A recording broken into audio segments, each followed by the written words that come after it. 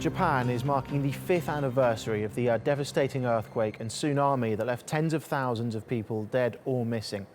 A minute's silence was held across Japan at 5:46 GMT, the time the earthquake hit.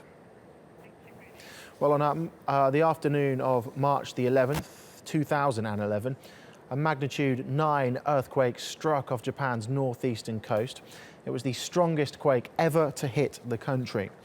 It also triggered an enormous tsunami. Waves reached a top speed of around 800 kilometers per hour. Nearly 16,000 people were killed. It caused an estimated $250 billion worth of damage. Now, it turned into a triple disaster when 3 reactors at the Fukushima nuclear plant went into meltdown. Extremely high levels of radiation were released, making it the worst nuclear disaster since Chernobyl. The government set up a 20-kilometer exclusion zone around the plant, and 160,000 people were evacuated. High levels of radiation and soil contamination mean the majority have still not been able to return.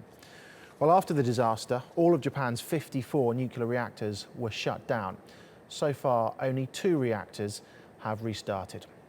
Well, Mayu Yoshida joins us now live from Tokyo for more on all of this. Mayu, what has been happening then today to mark the 5-year anniversary? Thanks, Paul. Well, the March 11th disaster is on every front page here. This one features a mother who lost her 3-year-old daughter, and this one about a girl who lost her grandmother. Now, people across the country stopped to pray for a moment of silence at 2:46 p.m. in Japan, the exact time when the magnitude 9 quake struck. Now, Emperor Akihito, Empress Michiko, and Prime Minister Shinzo Abe also gave prayers at a national memorial ceremony in Tokyo.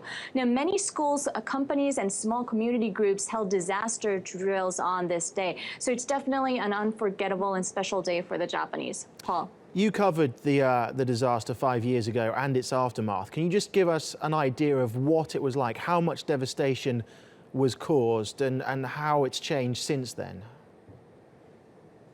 Sure, Paul. Well, 5 years ago, I was in the hardest hit area a few weeks after the earthquake. Roads were covered with mud back then, and I witnessed a car crashing into a 5th or 6th floor of a concrete building. So I guess that explains how powerful and high the tsunami waves were. And I also recall covering the Turkish rescue team there. They were working hard 24/7 and were one of the last troops to leave Japan. Now, thanks to rescue teams and volunteers, now debris is gone and roads have been restored. The Japanese government spent over 25 billion yen, that's about $220 billion, on recovery during its 5-year intensive reconstruction period. And now 90% of damaged infrastructures have been restored, and over 70% of farms and fishing ports are back in business. But that reconstruction period will finish at the end of this month, and many obstacles still remain.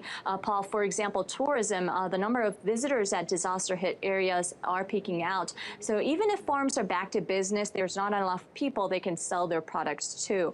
And rumors about radiation are still keeping international travelers away from the area, despite Japan enjoying record number of foreign tourists. And second, 174,000 evacuees still cannot go home because the radiation levels are too high. The vast land in Fukushima Prefecture are actually livable right now, and it's still dangerous in 7% of Fukushima Prefecture. So that tears up the community and separates families, and hence many of them still feel isolation. And in fact, over 3,000 evacuees died of stress or health problems related to the disaster.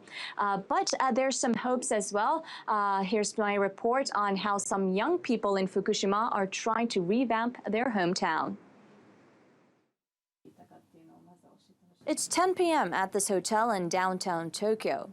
These students from Fukushima will be up early in the morning to catch a flight to Tacloban province in the Philippines. There, they'll share with locals their experiences of how they've rebuilt their lives. Koki Yamamoto had to abandon his home following the disaster that struck 5 years ago. His family was forced to give up their farming business, and he switched schools. Then, 2 years ago, he attended a leadership program in the U.S., which would give his life new meaning. For the first 2 years, I gave up on myself and just accepted the negative things that happened to me. But I changed when I had an opportunity to talk about my hometown in the US. I realized how much I loved my town and I couldn't stop crying. That's when I decided to study more about community development. Besides sharing his own experiences with others, Yamamoto and fellow members of the organization Bridge for Fukushima are actively promoting their hometown and letting the world know the area is getting back on its feet. The best thing after the earthquake is the influx of the various professionals from all over the world trying to help reconstruction of Fukushima. But overcoming negative perceptions of the quake-hit region has been an uphill challenge.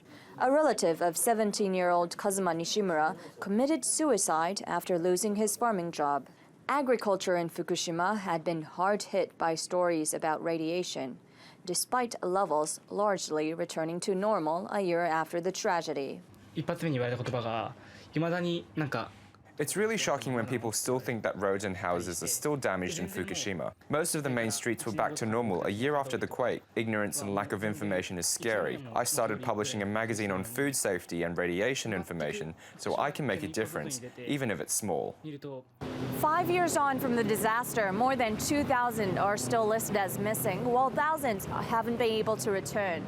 And yet there is still hope among young people like the members of Bridge for Fukushima that one day they'll be able to go back home and breathe new life into the place they once called home. Mayu Yoshida, TRT World, Tokyo.